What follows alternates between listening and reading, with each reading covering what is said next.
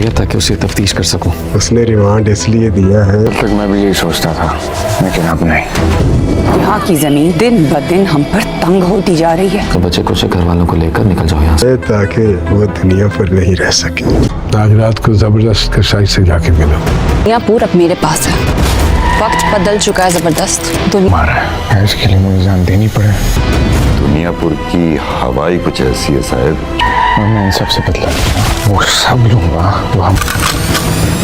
दुनियापुर का एसएचओ आदम को अपनी हिरासत में लेकर बहुत ही ज़्यादा अपनी कामयाबी पर खुश हो रहा है। वो ये समझ रहा है कि ये उसकी बहुत ही बड़ी कामयाबी है, लेकिन हवलदार उसकी ये सारी खुशफहमी एक मिनट में ख़त्म कर देगा, ये बता कर के आदम ने खुद ही अपनी आप को गिरफ़्तार करवाया है ताकि वो दुनियापुर में रह सके। ये सुनकर एसएचओ काफ़ी ज़्यादा तेश में आ जाएगा और आदम के बेटे से भी काफ़ी बदतमीज़ी करेगा और उसे यहाँ से चले जाने का मशवरा भी देगा।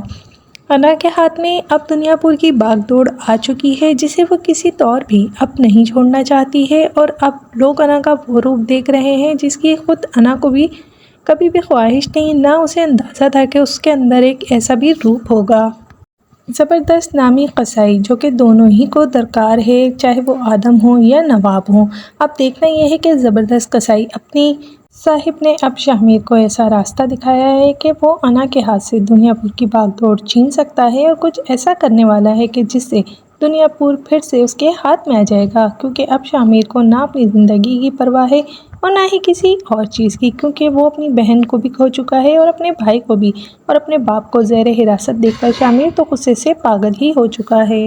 अना और शामिर दोनों ही दुनियापुर के माहौल से और यहाँ के लोगों से बहुत दूर चले जाना चाहते थे और इन सब का हिस्सा नहीं बनना चाहते थे, लेकिन वो दोनों ही ना सिर्फ इस सब का हिस्सा बन चुके हैं बल्कि जुल्म और जबर की एक नई तारीख रकम करने जा रहे हैं। अब देखना ये है कि अना को शामिर ज़ेर कर लेता है या फिर शामिर को अना ज़ेर कर लेती है, क्योंकि दोनों ही अपने मौक़िफ़ से हटने के लिए तैयार नहीं हैं।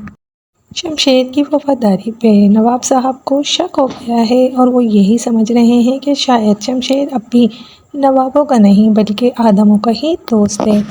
इधर निम्रा की ज़िंदगी को देखते हुए बहुत ही ज़्यादा परेशान हो चुका है शामिर, क्योंकि वो उसकी लाडली बहन है और जिस हाल में अब नवाबों ने उसे रखा हुआ है ये देखकर शामिर को ज़रा भी अच्छा नहीं लग रहा है, इसीलिए वो इस सब में कूद पड़ा है।